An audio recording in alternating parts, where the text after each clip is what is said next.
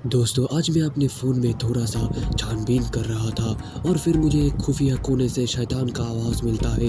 जाने के बाद मैं देखता हूँ कि एक खुफ़िया शैतान, बड़े-बड़े नाखून वाला शैतान जो मुझे बोलता है कि तुम मुझे नहीं हरा सकते, तुम राजहरदयार बुलिया सुनने वाले ऑडियंस, तुम मुझे नहीं हरा सकते।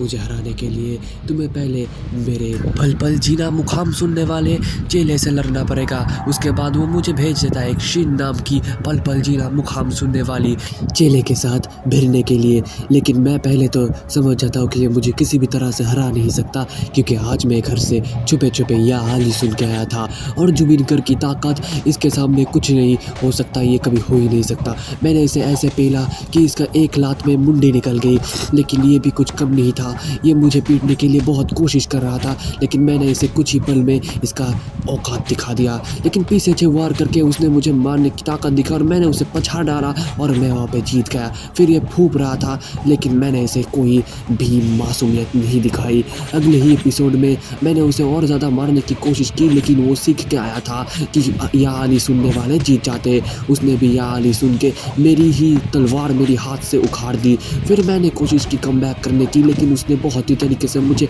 उछल के पेला। लेकिन मैं भी हार मानने वालों से नहीं था, इसलिए मैंने हनुमान चालीसा सुन गया। अब वो किसी भी तरह से मुझे हरा नहीं सकता था, इसीलिए मैंने हनुमान जी के नाम लिए और इस उछलते हुए मेंढक को पछाड़ने की कोशिश की। मैं अपनी पूरी ताकत लगा दिया इसको हराने के लिए और हनुमान जी भी मेरे साथ दिए और कुछ ही पल में उसको लात मारते मारते मैंने इसे पेल दिया और लात खाते खाते ही मैंने इसका गर्दन में से एक राजहरदयार बुलिया मारी कि वहाँ पे ये अपनी औकात पे आ गई और मैं ये मुकाबला जीत जाता हूँ। आपको खूब सारा धन्यवाद ये मारामारी या फिर अंग्रेज़ी में मुकाबला देखने के लिए। और भी अगर देखना चाहते हो तो हमारे साथ जुड़ जाइए और सब्सक्राइब कर दीजिए।